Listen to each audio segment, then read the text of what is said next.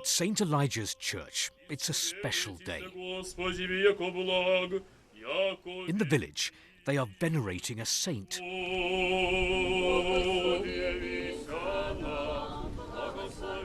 And asking God to help Russia.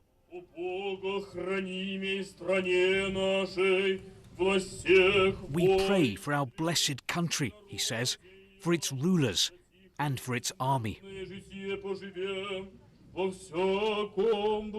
Ukraine isn't mentioned by name, but it's on people's minds. In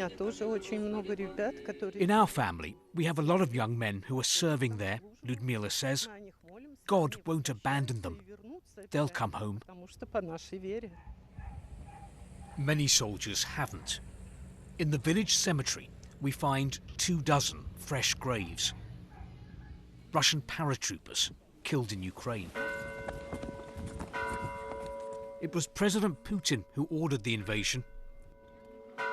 His idea, his special operation.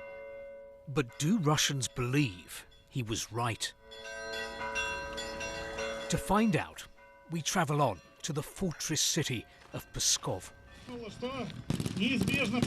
They're reenacting a World War II battle here, Russian partisans against the Nazis. The Kremlin likens what's happening in Ukraine now to the Second World War.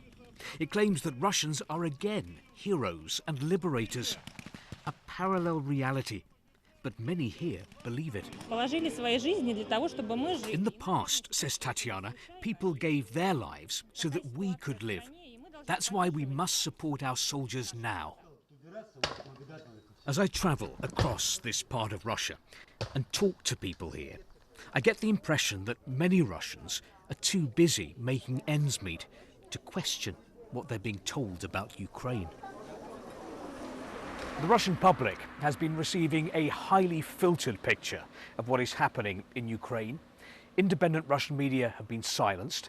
The Kremlin controls the narrative and the messaging.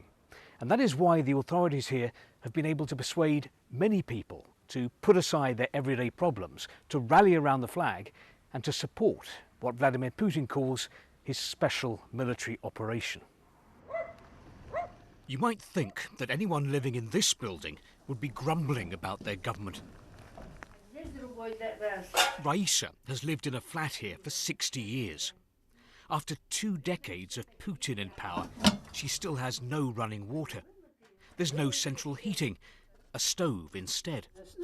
But she doesn't blame the president, and she backs him on Ukraine. What else was he supposed to do? I'd have done exactly the same as him. Let our government spend the money it needs to on military defense, whatever it takes. Not all Russians support the invasion, but for now, many do believe the official line. Or look the other way. Steve Rosenberg, BBC News, Northwest Russia.